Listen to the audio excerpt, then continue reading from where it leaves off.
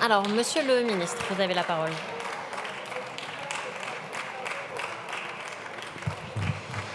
Madame la Présidente, Mesdames et Messieurs les députés, il y a des éléments qui manifestement ne sont pas dans votre corpus, c'est ceux de la clarté et de la transparence. Ce texte, il a été voté en commission des affaires sociales hier soir. Vous étiez peut-être ailleurs. Vous n'avez pas, Madame la députée, votre groupe n'a pas, Madame la députée, sauf quand il fait des alliances improbables, une majorité dans cette Assemblée.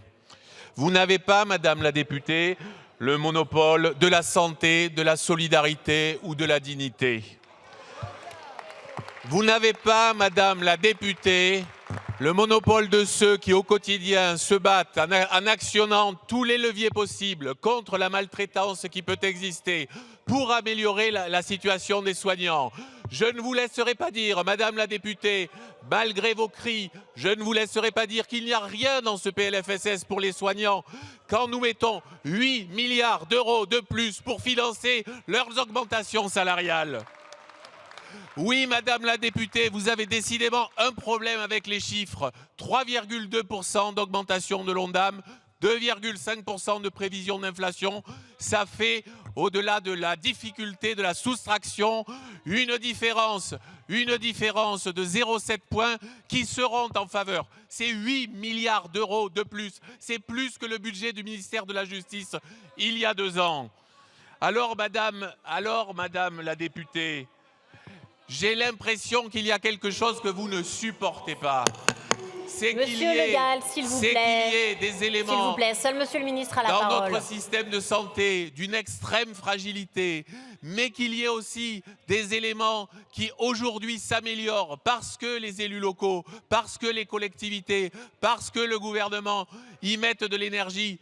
Nous avons fait cette année la plus grande campagne de recrutement de paramédicaux depuis 10 ans, Madame la députée. Je suis malheureux de m'apercevoir à quel point je vous fais de la peine en vous donnant cette information.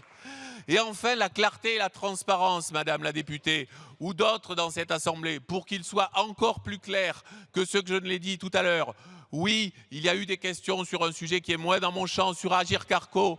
Nous soutiendrons le sous-amendement qui a été présenté par le député Neuder et qui complète et précise ce qui a été adopté en commission pour qu'il n'y ait pas d'ambiguïté sur la confiance que nous faisons aux partenaires sociaux pour régler ce sujet et pour prendre leurs responsabilités.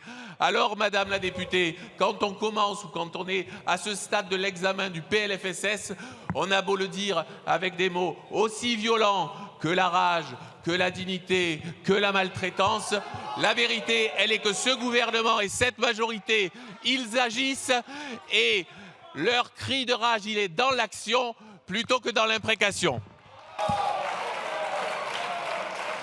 Je vous remercie.